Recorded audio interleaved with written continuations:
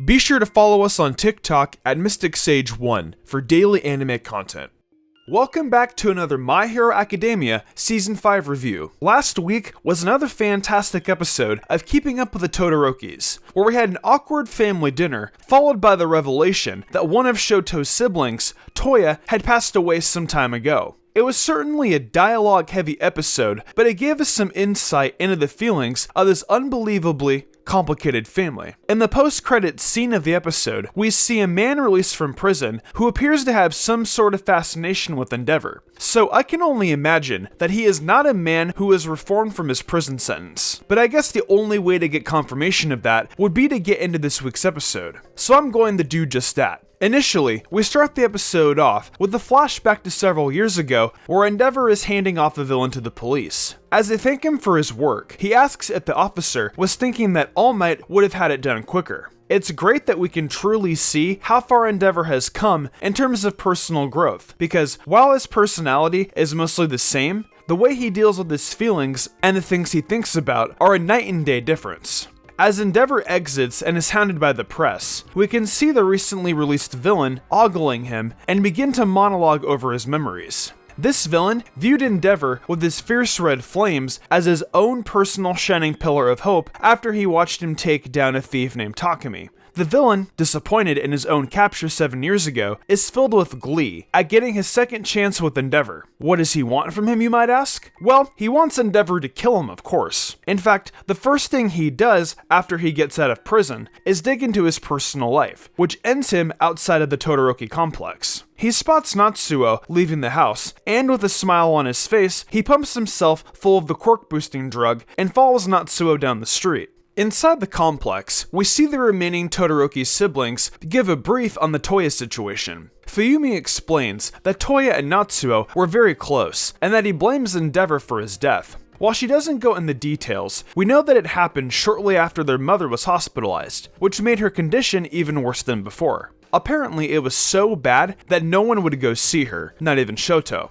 Fuyumi apologizes for bringing up such a difficult subject, with Endeavor announcing it was time for them to head back to school. As they pack into the car, Bakugo demands her Mapo tofu recipe. Endeavor thanks her for her efforts, while she in turn thanks Midoriya for being Shoto's friend, while Todoroki shyly scratches at his face off to the side of them. It's a real wholesome moment when you consider everything Shoto and his family has been through, and the progress he's made since his and Deku's battle at the sports festival. Cutting back to Natsuo for a sec, we see him making plans with a friend over a phone call when he's suddenly attacked by the white painted lines from the road? Well, we'll see more about that in a moment. On the car ride back to UA, Endeavor lets them know that they will be working 2 days a week, in addition to weekends if they can shift their schedule around. I'd say given the stakes relayed by Hawks, it should be more of a requirement rather than a see if you can make it work. But that's just me. Bakugo gets antsy with the lack of room he has in the car, but he gets shut down real quick by Endeavor's chauffeur, who questions why he has such a disrespectful brat like him in his car. Suddenly, we see Natsuo being flailed towards the car, which requires some maneuvering from the driver to avoid.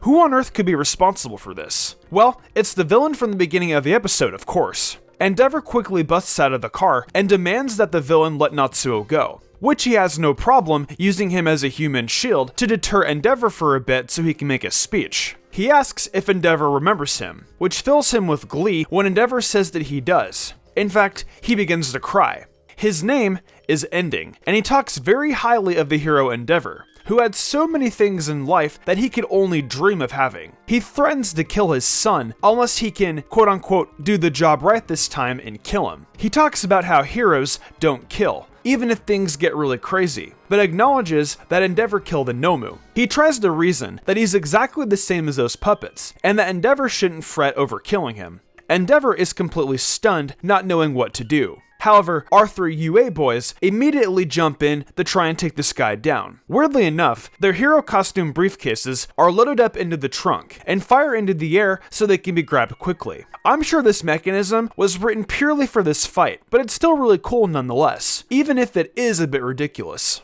As the 3 begin their counterattack on Ending, he counters their counterattack to keep them away from him. They remember Endeavor's words of advice in that moment and are able to counter his counterattack to their counterattack. That's a lot of countering.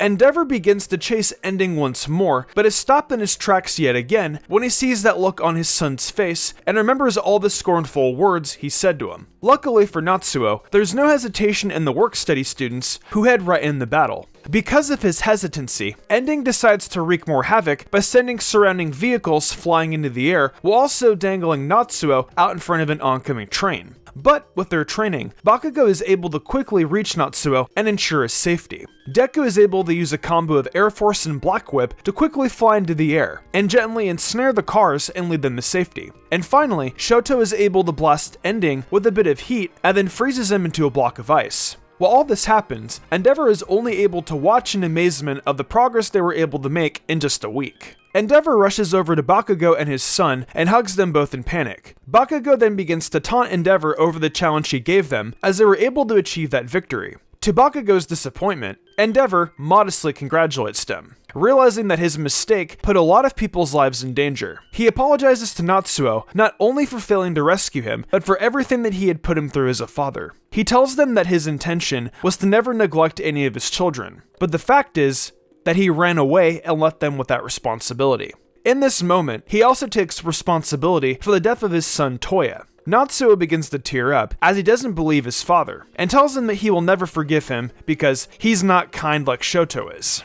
Endeavor retorts by saying that the efforts he makes for his siblings and mother, despite his own feelings about their family, in fact does make him a kind person. He tells him that he doesn't have to forgive him, and that his only wish is to atone for his sins. Natsuo cries as he deals with his conflicting emotions, and questions how Endeavor could possibly atone. This moment is then interrupted by Ending freaking out about Endeavor's character change, dashing his hopes of ever being able to be killed by the arrogant hero he admired. The police arrive, and the situation begins to diffuse. Natsuo thanks Bakugo for saving him, not knowing what to call him. Deku assumes it's just Bakugo, but it turns out that's not the case. However, he doesn't intend to tell anyone what his hero name is until he has the chance to tell someone else it first. The show closes out with Endeavor telling Hawks in his mind that he had a good eye after all. It then cuts to Hawks wandering around the Liberation Army's complex. He sneezes and wonders if it's because Endeavor is talking about him. Lastly, in the post-credits scene, we see Endeavor arrive back at his home with Natsuo and informs Fuyumi of everything that happened. He also tells her about his idea to make their mother's return home a peaceful one. He intends to have a new house built to make it easier for all of them to live together while he will remain at their current home in solitude. And that's the episode, guys. Honestly, this was such a good episode. There wasn't anything crazy in terms of animation, but the art just looked so clean and consistent. It was just a really nice looking episode. We got a fantastic balance of dialogue and action with minimal flashbacks. All in all, it was probably one of the best episodes in quite a few weeks. But I want to hear from all you though. What do y'all think? Be sure to let me know in the comments below. Next week, My Hero will be taking another break, this time due to the Olympics it seems, so the next review will be out on August 14th. Before the video closes out, I just want to thank you so much for your support during this month of July. I'm uploading every day, and with all the different anime I'm covering, I know there's a little bit for everyone. Also, if you want a little more Mystic Sage, head on over to TikTok and check us out over there for more fun, bite-sized anime videos. I've also got an Amazon store where I sell tons of Pokemon and anime merch too, so check it out. For real this time though, thanks again for watching. I'm Mystic Sage, and I'll see you tomorrow with more amazing anime content.